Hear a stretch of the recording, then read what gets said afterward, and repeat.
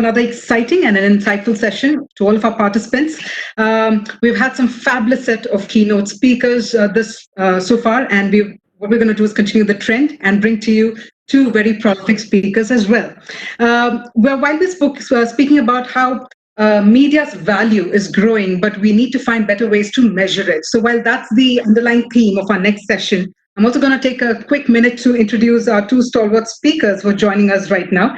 So, ladies and gentlemen, on one hand, we have Mr. Harris Diamond, who's the Chairman and Chief Executive Officer of McCann World Group. In fact, under his leadership, the McCann World Group has achieved many accolades such as the AbbVie Global Agency of the Year, Fast Company World's Most Innovative Company, Cannes Network of the Year, Effie's Network of the Year 2018-19, and many more. So on one hand, we do have Mr. Harris Diamond, but the one person who's spearheading this conversation, we have with us Mr. Prasoon Joshi, who's the CEO and CCO of McCann World Group India, also the chairman of the McCann Asia Pacific. He's of course been honored at many forums such as the Cannes Festival, World Economic Forum, and at the same time, as we all know, he's a prolific, renowned lyricist, writer as well. So what we're going to do is indulge in a very interesting conversation here that will be spearheaded by Mr. Prasoon Joshi. So firstly, a warm welcome, Mr. Diamond and Mr. Joshi. We hope you're all set at this virtual summit, all set and all ready to go? Think so. All right. So then, Mr. Joshi, over to you. Thank you and welcome, Harris. Virtually welcoming you to India. It's a privilege and honor to interact with Harris. He's one of my favorites and one of the leaders which the whole advertising world looks up to in the world. In the time of crisis, the way he has led it.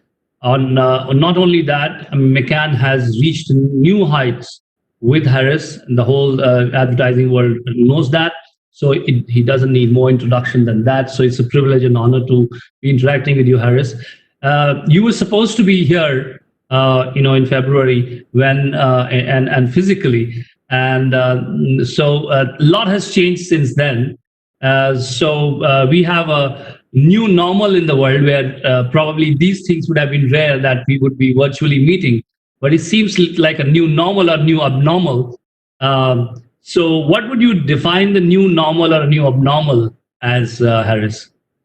Well, first, thank you for inviting me, and I'd like to thank the Economic Times for doing the same. I am sorry I'm not in India today. I truly look forward to those trips. I try to come a couple times a year to spend time with Prasoon, spend time with our people, meet with different business leaders. This is different. I mean, I will be candid with you. There are advantages to this. I didn't have to get on a 14-hour flight, and that has its positives. But on the other hand, we obviously miss quite a bit. We miss the human interaction. We miss the ability to really see each other, to get an understanding of each other's business, but also to get an understanding of each other's culture. We are, in the end of the day, in the information business. We try to convey information to consumers on behalf of our clients. We try to reach influentials to basically improve reputation and brand. To do that, you really have to have a sense of the community. You have to have a sense of the people. It's something that Prasoon does probably better than almost anybody else in the world, maybe better than everybody else in the world, based on his award-winning record and the recognition by both the Indian government and, frankly, our industry. But this new normal now requires us to be able to visit in a different way. And we're also finding that's working better than we ever expected. We're able now to still do work in a way we never thought we could. We're able to meet in ways that, in some fashion, break down some boundaries. We're in each other's homes instead of necessarily meeting at restaurants or offices. But this new normal has, I would say, more weaknesses than positives when we think about the world. While it's allowing us to still stay together, it's not allowing us to touch. And touching is, I think, it's still important. Yes, Harris, I know you always see the silver lining in every crisis. You have great experience out there in various parts of the business. Harris, this COVID crisis has impacted our consumers' lives in an unprecedented way. Nobody can deny that. How many of these changes you think which are there today? Before, in the earlier presentation, somebody was talking about the e-learning and people searching for spirituality, authoritative news content, and many other new trends which are coming there. How many of these things and these changes in the consumer behavior are temporary, passing phase, and how many of them you think are going to be permanent and going to stay forever with us? So do you think there are changes which are going to be permanent? Yeah, I mean, I think the honest answer is it's a little too soon to know. We have a tendency to draw, based on the experience of the moment, conclusions about what the future is going to be. After the global financial crisis, we came up with a lot of theories about how people would spend money. Will they be willing to spend money? Insecurity that they would have about government, insecurity they'd have about financial systems. And frankly, that was all true for about a year or two. And then 3 years later, it was a bit of a memory, except for those who were hurt. And for those who were hurt, obviously, it was a longer recovery. But even there, we saw over the last couple of years pretty much a return to old habits. I would say this is different, and it's always dangerous to say this is different, but this is different. What we have now is a worldwide population that fundamentally is both feeling at risk with respect to their personal finances because everybody has been basically sent home and business activity has come to a screeching halt. So there is real concern about their ability to make a living, their ability to financially survive. While at the same time, we're also finding in a lot of our research, people are truly fearful for their health. And so when you have both your health at risk and your financial balance sheet at risk, by definition, that is something we have not seen. And so my sense is that sense of insecurity that is being caused by both a concern about health for themselves, health for their families, health for friends, and concern about financial, this will be a bigger impact than we have thought. I do not think we're going to return right away, even if we do get a so-called V-shaped recovery, to consumers being as free spending as they were, consumers being as willing to take risk, consumers being as willing to reach deeply for the next sort of ability to advance. I think we're going to see some sense of retraction. I think consumers are going to be concerned, and I think it'll be a slower recovery than perhaps most people are expecting. So what do you say, Harris, to a school of thought which believes that the consumers will bounce back with vengeance and we will see even greater consumption? So are you believing in that theory, or you think that we are cautious consumer out there? I think it's going to be a cautious consumer out there. I don't see any. I mean, if this thing was fast, we had a cure, we had an ability to basically inoculate everybody in the world, and it was going to be sort of instantaneous, that would be one thing. And perhaps in India, it will be faster. But I think when people say it's going to be a quick recovery, a dramatic recovery, sure, it'll be a dramatic recovery against a zero baseline, because for the last couple of weeks, it's been zero. So by definition, it will be a recovery. But I still think that people's psyche has been affected. People's sort of sense of themselves has been affected. And I think it will take a little bit of time before people are comfortable. Governments have done well. Your government has done well. Your prime minister has, I think has taken a lead. And so I think people will also look to government to a certain extent for some sense of assurance. But governments have also financially spent quite a lot of money. And so their ability to keep that up will also be an issue for many consumers. Yep. Yeah, we have our governments have been very proactive with that, I must say. Coming to the brands, Harris, when we are interacting with our clients and our partners, we are finding two sets of clients. One are the brands which are struggling to find relevance in the current times. They are because we keep talking about essential services, we keep talking about, and sometimes they feel they are not very relevant at this point of time for people and their lives. So they have a challenge, which is how do they stay relevant, stay connected to the consumer in these times. There's another set of client, Harris, out there, which are in an advantageous position, and they have a fear of sounding over-engaged or say opportunistic if they over-communicate and sound over-eager. So these are the two sets of different clients. And So what would these brands, the two sets of different brands you would advise, how do they strike the right balance in their communication at this juncture? Well, listen, it's clearly dangerous for any brand to look opportunistic at a time when people are fearful for their lives or fearful for their financials. And consumers have a memory. And so if you cross that line, it is a line that it is hard to get back. Having said that, it's also very important that brands maintain their relationship with consumers. Most brands are basically trying to do one of two things. They're either trying to make sure that consumers understand why their products or why their brand is still important, meaningful in a consumer's life. And I think by doing that, that is something that they should be doing. It's a truism. Those who market are marketeers, and those who don't market are generally people who eventually go out of business. So I think keeping your brand alive is key. But at the same time, keeping your brand alive in a meaningful way is very important at this moment in time. So we're seeing brands around the globe, and you're seeing some of this in India, where they're being instructive of how to use their products during the COVID crisis. And I think consumers are finding that helpful, useful, interesting. We're seeing brands laud the emergency workers and doctors and nurses and first responders. And we are finding great receptivity to that message. People do feel good about the people who are taking care of the rest of us. But brands that are perceived to be opportunistic, brands that are perceived to be fraudulent, brands that are perceived to be taking advantage of the situation, you know better than anybody else, Prasoon, the danger of doing that. And when you do that, you are not forgiven either in the short term or generally even in the long term. Yeah, and Harris, in India, it's very, every consumer is very complex, every country is complex.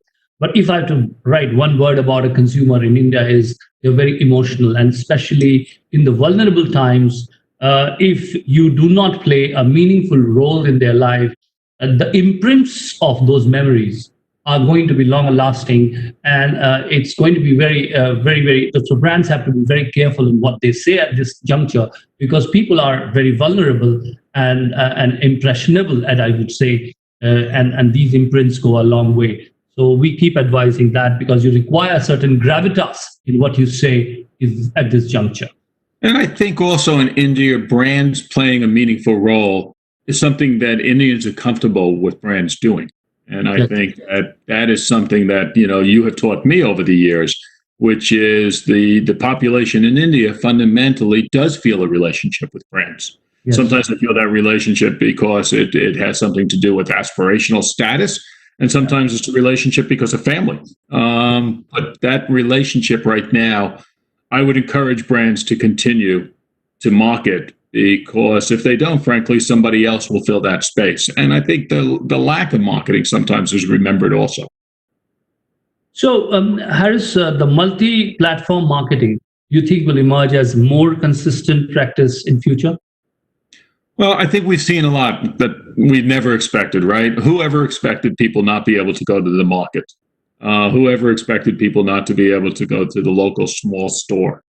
And we believe a lot in shopper marketing. We believe in consumers actually having opportunities to have experiential, to go to a cricket match, to sponsor a team. We believe in sort of personalization at scale with respect to relationship marketing. A lot of that has come to a screeching halt at this moment in time. But I believe, and I suspect most people still believe, that at the end of the day, once we get a bit of an all clear, people traditionally still like to go shopping. People still like to go to the market. They like to go to the sporting event. They like to cheer for the team. Marketeers have generally associated themselves with those activities. I do believe that 360 marketing will come back, albeit it'll be different. We're going to add this type of marketing to it. Whoever knew that we could speak to thousands of people through video conferencing and actually have people attend and spend time on these activities? And I don't think that'll go away. So I think 360-degree marketing is going to become bigger, stronger, and more important. But there will be change. I mean, there will clearly be change. Will we do as much out-of-home billboard? Not until we have a sense that people, once again, are freely wandering around, freely driving, freely going back to offices, and freely going back to markets. So there will be some change. But I do believe that at the end of the day, 360 marketing will become, as it was just before the crisis, essentially important to any company's goals to reach a consumer. And another thing we are seeing, Harris, is that digital as used to be a kind of a different beast, and people say digital marketing and digital. Now the lines between digital and traditional have blurred a lot in this crisis, and we've seen a lot of passive consumption of digital, more than the active, like interactive. We thought digital is only interactive, but in these times of crisis, when you can't do much as a response, you are actually becoming also a passive consumer, like a traditional marketing or traditional communication used to be beamed at you. Digital is also sort of beamed at you. So the lines between how you define digital and traditional are also blurring in these times. This brings me to another important question, which is, I know you are a globalist, as many of us here. What do you think the future of globalization here? Do you think that the talk about self-sufficiency in many countries will change the way globalization as a phenomenon will look in the future? Do you think there will be a balance struck there? Do you think it will go the same way as it was going? Or they're going to be changed the way globalization is going to be seen in the coming future? Well, listen, I don't think there's any doubt that globalization has been assaulted by this process, and that in certain countries, we've seen political leaders revert back to nationalism, revert back to sort of closed borders, revert back to the us versus them type of approach. But in the end, the benefits of globalization far outweigh, I think we all know this, the problems of globalization. Now, right now, everybody's afraid. Everybody wants to blame somebody else for what has become a worldwide pandemic. Everybody wants to make sure their supply chains are okay and intact, and that their country will be able to provide equipment that's necessary during the course of this emergency and not have to rely on the other country, the other place. But at the end of the day, I am a globalist. I have seen the advantages of globalization. I've seen them both in a personal way and in a business way. I think it's enriched all of us, and both, frankly, financially, but also spiritually, culturally. And I think people will want to do that again. Will we return quickly to the globalization that we knew before the crisis? No. I think people are going to be afraid to get on those airplanes, to get off those airplanes. I think people will be worried about, whether or not they will be able to be treated. This all has to do with whether there's a vaccine, whether there's a sense of confidence that their health will be okay. So I think it'll be a slower return to what we have seen in the past, which is millions and millions of people traveling and business basically being very comfortable being cross-border. But at the end of the day, I do believe we will return to that. I don't think we can put that back in the box. I think people will yearn once again. And there are advantages, as we all know. Different countries have different skill sets. Different countries can present things and create things in different ways than other countries. But here in the United States, there's a backlash against globalization. I think that's pretty clear. Our political system will struggle with that. But at the end of the day, I still believe that most people will want us to return towards a sense of comity across the world. And I think business, frankly, will drive towards that. Consumer markets are big in a lot of countries. A lot of clients are going to look for consumers in those countries. So it'd be globalization with localization, but I do think that's going to take place. Yeah, I mean, I was reading somewhere that the difference between Neanderthals and Homo sapiens were that the Neanderthals did not know how to share, so they did not share. The Homo sapiens actually shared knowledge. And I think the reason they survived is that they did not reinvent the wheel all the time. And I think, yeah, so I think somewhere sharing has its own advantage, and I think the virtual world, which is making it possible for us to have this conference today, is making me assured that we'll be sharing even more than ever before. So I agree with that, Prasoon. I think that is. I think there will be a hiccup short term. I think we all assume that's going to take place. And I think we have to worry about the politicians, frankly, yes. and make sure that they understand that to the benefit of all, the enrichment to all. But I agree with you. And Harris, so do you think that there'll be any new growth sectors emerging out of this crisis? Like they're going to be some adjustment there. You will see new growth sectors. We're already seeing many of our clients diversifying already into sectors we'd never heard before. But do you think that truthfully, there are going to be new growth sectors coming out of this crisis? I do. I mean, I think by definition, one thing that will change is the acceleration of the digital transformation you were speaking about before, e-commerce. When we take a look, frankly, Asia has always been ahead of North America, as an example. China has probably led the world with respect to e-commerce. The United States has been several years behind. If nothing else, what this crisis has done is it's accelerated American adaptation towards an adoption, towards e-commerce, towards a more streaming digital environment. And I think that will take place in a faster way than any of us saw. It was always going to happen. The only question was how quickly would it happen? And I think what this has done is it's accelerated a process that might have taken 3, 5, 7, 10 years, depending on who you want to ask and which financial guru will tell us. But at the end of the day, it's going to accelerate that. I think we're also going to find that the ability, frankly, to meet has changed dramatically. And that will obviously have an impact on the travel and entertainment industry. But there is no doubt that we will be able to meet more often rather than less, albeit it'll be digitally. But that doesn't mean that we won't also want to meet in person. But there will be all types of new opportunities to basically digitally meet, digitally converse in ways that probably would have taken place in the next 10 to 20 years, but now are going to take place in the next 2 to 5 years. I think our history over the last 20 to 30 years is adaptation, innovation as a globe and in every country. And so I suspect there will be a lot of both of those taking place. So Harris, if you come to our industry and if you've led the largest of the organizations, still leading one of the largest in the world, and you've seen that this industry has always been reshaped or transformed by disruptions. Do you think these times are one of those disruption times where we'll see our industry reshaping or transforming into something better or different? No, not necessarily. I mean, I think what we are going to see is, we are an industry and brands have learned through our industry and we've learned through our brands. When print went to radio, I suspect my predecessor panicked. And when radio went to TV, my predecessor there panicked. And I will tell you, when TV went to digital, I panicked. But at the end of the day, we still do print. We still do radio. We still do TV. The human condition is such is that when it comes to conveying of information, it's always additive.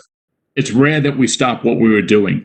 We still put signs in stores. We still believe in shopper marketing, albeit more sophisticated than we ever believed before, in the way we do it. We still think when you go to a market, when you see a retail, what you see on the way there, location with respect to digital and data, our ability to basically understand what you're trying to buy and give you information about that product on your phone. These things will continue. They will accelerate. They will continue to transform the marketing experience.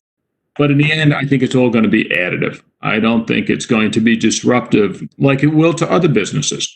I think there will be businesses that have been tremendously disrupted by COVID and the impact of COVID. And they will have to adapt and they will have to change their style of marketing. But as an overall basis, no, I don't think so. And the way we work, do you think things like working from home these are the new realities, frankly?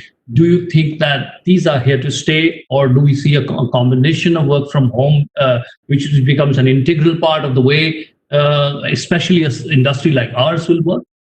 Well, I think all industry has found out that it's much easier to work from home than we ever expected, and we're more successful at it. I've been surprised at how well we've done. Some of the work you've done for some of your clients, Prasoon, and some of the work, the editing work, the way you basically have managed to produce work, the work you have put on the air and shown to the Indian consumer.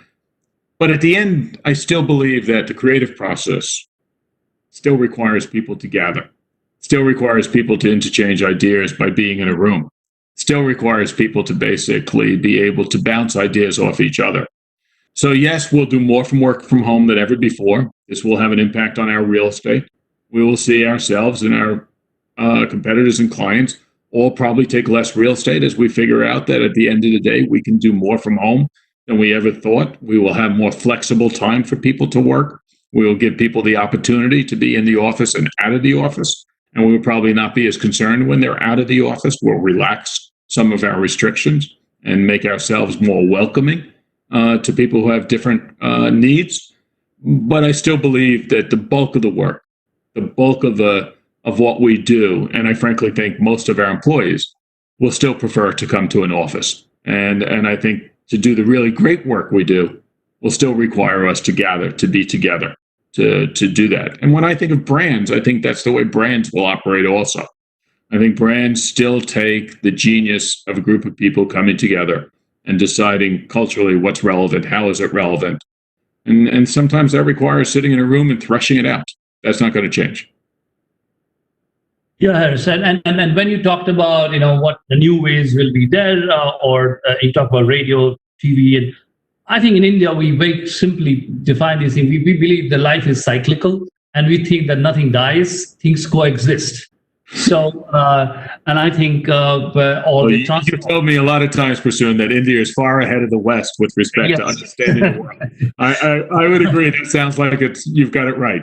No, you are one of those people who visited India very regularly, and you deep dived into the country. You know our business and the way. So, Harris, if I ask you to sum it up today, is there are many leaders out here, logged in at this juncture. They're all looking. Everybody is seeing this as an unprecedented situation.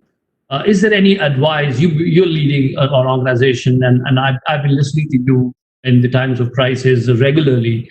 Would you like to advise any advice, any learning which you'd like to share as a parting thought today with the leaders online right now? Well, what I would say is that consumers are looking for brands to still play meaningful roles in their lives. That when they're looking at the brands right now, it's very, very important to make sure that the message is a message that is appropriate for the time that we're in. It recognizes the difficulties, both financially, that people are struggling with, and it recognizes the health issues that people are struggling with. And it recognizes the alienation issues, the lockdown, and the impact that is all having on consumers' psyche. But I would also say that that's not a moment to freeze. I think that if you freeze, by definition, you will lose time in the marketplace. You will also lose the ability to be relevant to consumers as we go back to a new normal or a regular normal, depending on where we are with respect to a cure or an ability to treat this disease. So my message basically would be that this is still a time to market. It's an important time to market, but most important, it's a time to market appropriately, to recognize the limitations on how you speak, what you speak, and where you speak, and to make sure that that message is meaningful to the people who are receiving it. And if you can do that, I think your brand will only come out of this with a higher trust level, a higher relationship, and one that you will be able to utilize in the years to come. And I think brands that do not do that will fundamentally be absent. And being absent is never a good idea when you're trying to market in today's world.